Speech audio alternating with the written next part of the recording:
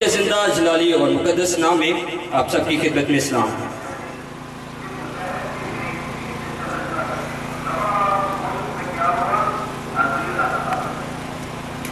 کلام مقدس میں ہم دیکھیں گے لوکا رسول کی معرفت کی انجیل مقدس اس کا 23واں باب اور اس کی 34ویں آیت میں یہ مرقوم ہے اور آپ کے سامنے یہ لکھا بھی ہوا ہے۔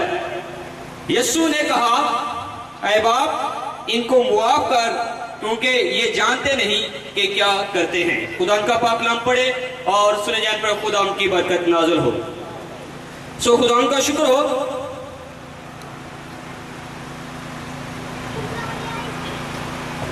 آپ اس بات سے بخوبی باخبر ہیں کہ یسوع المسیح عید فصح کے بعد، فصح کھانے کے بعد گتسمنی باغ میں اپنے شاگردوں کے ساتھ دعا کرنے گئے، اور دعا کے بعد یسوع مسیح نے جب دعا ختم کی تو یہودا اسکریوتی بزرگوں کے ساتھ، یہودیوں کے ساتھ اور سپاہیوں کے ساتھ یسوع مسیح کو پکڑوانے آیا، اور یسوع مسیح کو پکڑ کر جب لے جایا گیا تو سب سے یسوع مسیح کی پہلی پیشی حنا جو ایک یہودی سردار کہن تھا اس کے سامنے پیش کی گئی۔ یسوع مسیح کی دوسری پیشی حنا کے بعد قیافہ کے سامنے پیش کی گئی جو کہ صدر عدالت کا سردار کہن تھا۔ صدر عدالت 70 علماء کی جماعت تھی اور اس کا سردار کہن قیافہ تھا، اور یسوع مسیح کو صدر عدالت کے سامنے کھڑا کیا گیا اور یہ دوسری پیشی تھی۔ صدر عدالت نے یہ فیصلہ کر دیا گیا کہ یسوع مسیح کفر بکتا ہے اور اسے صلیب دینا چاہیے، اسے سزائے موت دینا چاہیے، تو اس لیے یسوع مسیح کو پلاطس کے سامنے پیش کر دیا گیا، اور یہ اس کی تیسری پیشی تھی۔ اس کے بعد جب پلاطس نے یہ دیکھا کہ یہ شخص گلیلی ہے اور گلیل کا رومی حکمران ہیرودیس ہے اور ہیرودیس انہی دنوں یروشلم میں آیا ہے، تو پلاطس نے یہ حکم دیا کہ اس شخص کو ہیرودیس کے سامنے پیش کرے کیونکہ یہ گلیلی ہے، اور یسوع مسیح کو چوتھی پیشی کے لیے ہیرودیس کے سامنے پیش کر دیا گیا۔ اس کے بعد ہیرودیس نے خدا یسوع مسیح کو تذلیل کیا، اس کو چمکدار پوشاک پہنائی، مارا کوٹا، گالیاں دی، اس کے سر پہ کانٹوں کا تاج دھرا، اور واپس اس کو پلاطس کے سامنے پیش کر دیا گیا، اور یہودیوں کے اصرار، احتجاج، لعن طعن اور نعروں کی وجہ سے پلاطس نے حکم دیا کہ یسوع مسیح کو صلیب دے دی جائے، اور صبح 9 بجے خدا یسوع مسیح کو صلیب پہ لٹکا دیا گیا، اور 9 سے 12 بجے کے درمیان 6 گھنٹوں میں خداوند یسوع مسیح نے 7 دفعہ اپنے منہ کو کھولا، اور پہلی دفعہ جب خداوند یسوع مسیح نے منہ کھولا تو ایک دعا کی صورت میں تھی، اور دعا کیا تھی؟ سامنے لکھا ہے، اے باپ ان کو معاف کر کیونکہ یہ نہیں جانتے کہ کیا کرتے ہیں۔ یہودی خداوند یسوع مسیح کو مصلوب اس لیے کرنا چاہتے تھے کیونکہ جب خداوند یسوع مسیح نے اپنی خدمت کا آغاز کیا تھا تو وہ اس بات سے پریشان تھے کہ یہ کیسا شخص ہے جو صاحب اختیار کی طرح تعلیم دیتا ہے، اس کا خدمت کرنے کا سٹائل، اس کا سکھانے کا، تعلیم لینے کا سٹائل بالکل ربی ہو جیسے یہودی علماء سکھاتے تھے اس طرح کا ہے، وہ کہ اس نے کسی قسم کی تربیت حاصل نہیں کی، اس نے ربیوں سے کوئی اس نے تربیت حاصل نہیں کی، تو اس لیے یہودیوں کا اعتراض پہلا یہ تھا کہ یہ شخص بغیر کسی تربیت کے صاحب اختیار کی طرح تعلیم دیتا ہے۔ دوسرا اعتراض یہ تھا کہ خداوند یسوع مسیح نے یہ دعویٰ کیا تھا کہ ابن آدم سبت کا مالک ہے۔ تیسرا یہودیوں کا اعتراض یہ تھا کہ خداوند یسوع مسیح گناہگاروں کے ساتھ کھاتا پیتا تھا، رفاقت رکھتا تھا، اور سبت کے روز بھی گناہگاروں کو شفا بخشتا تھا۔ تو ان اعتراضات کے باعث یہودیوں نے خداوند یسوع مسیح کو صلیب دینے کے لیے رومیوں کے حوالہ کر دیا، اور جب ہم اس بات پہ غور کریں کہ یسوع نے کہا لفظ یونانی زبان میں اس کے لیے جو لفظ استعمال ہوا ہے وہ ایلیگین ہے۔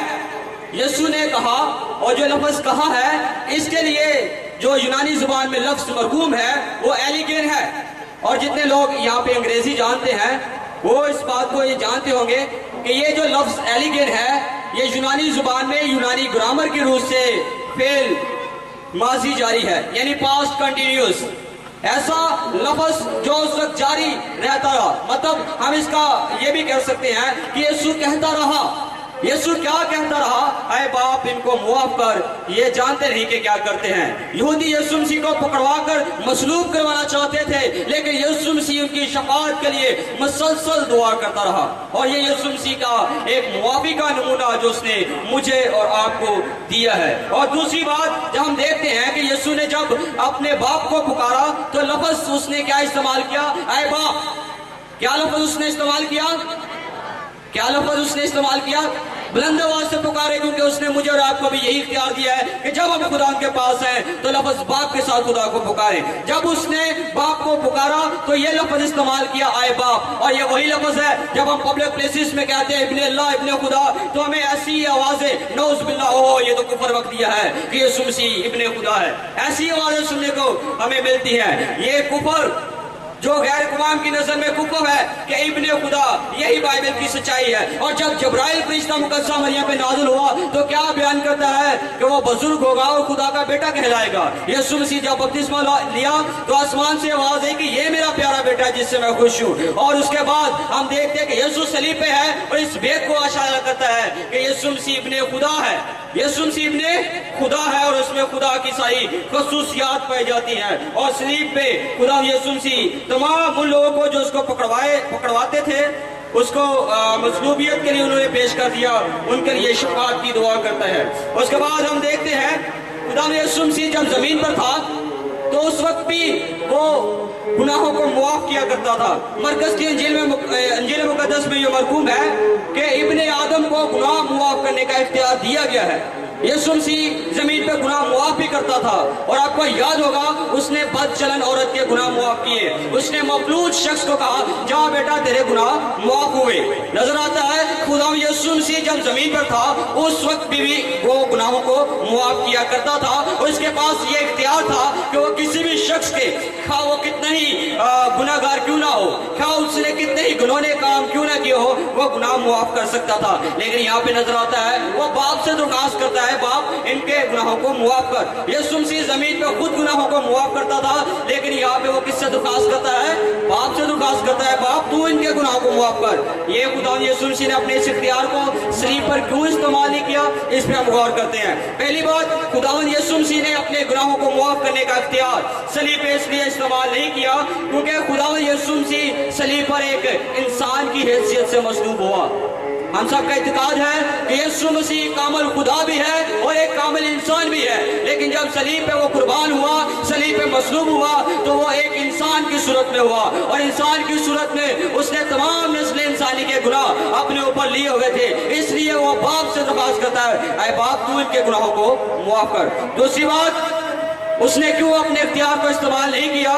اس لیے کہ جتنے بھی یسوع مسیح کو پکڑوانے والے، یسوع مسیح پہ ظلم و مظالم ڈھانے والے تھے، وہ بیٹے کے خلاف انہوں نے یسوع مسیح کو مصلوب کرنے کی کوشش کی، اور باپ اس بات کو برداشت نہیں کر سکتا تھا کہ وہ اپنے بیٹے کے دشمنوں کو وہ بغیر گناہ کے لیے یا بغیر سزا دیے ان کو بخش دے۔ اس لیے خدا یسوع مسیح نے ان کو اپنے باپ سے درخواست کی کہ باپ ان کو معاف کر، اور دلیل کیا دی خدا یسوع مسیح نے؟ یہ جانتے نہیں۔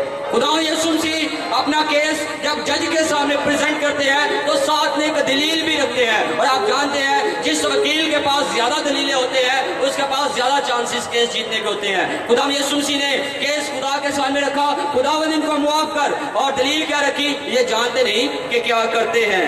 تو اس لیے خدا یسوع مسیح نے صلیب پر گناہوں کی معافی کا ایک ہمیں بہت خوبصورت نمونہ دیا ہے، اور اس کی تعلیمات میں یہ شامل بھی ہے کہ اپنے ستانے والوں کے لیے، اپنے دشمنوں کے لیے تم دعا کیا کرو۔ تو یہاں پہ نظر آتا ہے کہ خدا یسوع مسیح نے ہمیں ایک نمونہ بخشا ہے، اور ہم دیکھتے ہیں کہ جب خدا یسوع مسیح پکڑوایا گیا تو پطرس نے جلدی سے اپنی تلوار میں